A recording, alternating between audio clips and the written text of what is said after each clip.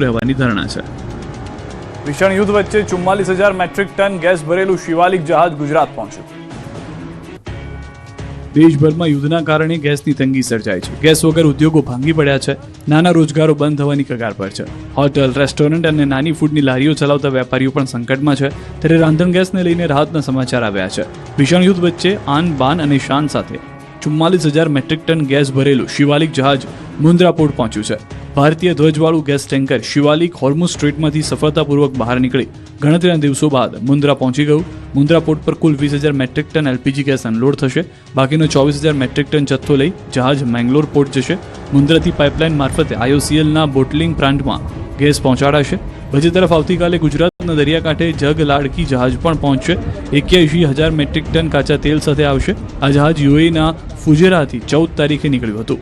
તો નંદાદેવી જહાજ પણ હોર્મુઝ સ્ટ્રેટમાંથી સફળતાપૂર્વક બહાર નીકળી ગયું છે, જે આવતીકાલે સવારે જામનગરના વાડીનાર બંદર પર પહોંચશે। શિવાલિક અને નંદાદેવી ટેન્કરોથી ભારતને 92,700 મેટ્રિક ટન એલપીજી મળશે। ભારતમાં આ બે જહાજોના આગમનથી ચાલુ ગેસની અછત વચ્ચે થોડી રાહત મળી શકે છે। ગુજરાતમાં ગેસના બાટલાની બવાલ યથાવત। સરકારની ખાતરી, ઘરેલું અને કમર્શિયલ ગ્રાહકો માટે પીએનજીનો પૂરતો પુરવઠો ઉપલબ્ધ।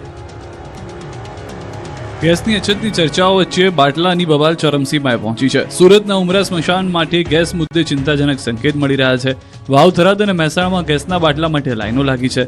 સુરતના કાપડ ઉદ્યોગના કારીગરોની હાલત કફોડી બની છે। તો અમદાવાદમાં ગ્રાહક સુરક્ષા સમિતિની કાળાબજારી રોકવા માટેની જાહેરાત। ગેસની કાળાબજારી પકડનારને 1,000 રૂપિયાનું ઇનામની જાહેરાત કરી। સૌથી પહેલા સુરતની વાત કરીએ તો અહીં ગેસના બાટલાની અછત હવે રસોડા, હોટલથી લઈને સ્મશાન સુધી પહોંચી ગઈ છે। મૃતદેહોના અગ્નિ સંસ્કાર ગેસના બાટલા વગર અટકી પડ્યા છે। ઉમરા સ્મશાન ભૂમિને અત્યાર સુધી મફતમાં મળતો ગેસનો જથ્થો હવે ખરીદવો પડશે। ગેસના જથ્થા માટે હવે તબક્કાવાર ચૂકવણી કરવી પડશે। બીજી તરફ સ્મશાન ટ્રસ્ટીઓ દ્વારા મુખ્યમંત્રી સમક્ષ રજૂઆત કરીને સ્મશાનને ગેસ વિનામૂલ્યે જ મળતો રહે તેવી માંગ કરવામાં આવી છે। બાટલા ન ખૂટે તેવી કતારના દ્રશ્યો મહેસાણાના છે। ગેસના બાટલા નહીં મળે તો રસોઈ કેમ કરવી તેની ચિંતાને લઈને લોકોએ ઘરેલું ગેસના બાટલાને લઈને લાઈન લગાવી દીધી। બાટલા ઝડપથી મળે તે માટે બુકિંગને લઈને દરરોજ લાઈન લાગે છે। કલાકો સુધી લોકો ગેસની બોટલ લેવા માટે લાઈનમાં રહે છે। બીજી તરફ ગુજરાતમાં ગેસ પુરવઠાની સ્થિતિ અંગે અધિક મુખ્ય સચિવ મોના ખંદારે સ્પષ્ટતા કરી કે રાજ્યમાં ગેસની કોઈ અછત નથી અને પુરવઠો પૂરતો છે। તેમણે એલપીજી ગ્રાહકોને પણ પીએનજી ઉપલબ્ધ હોય ત્યાં એલપીજીમાંથી પીએનજીમાં કનેક્શન કન્વર્ટ કરવા સૂચના આપી।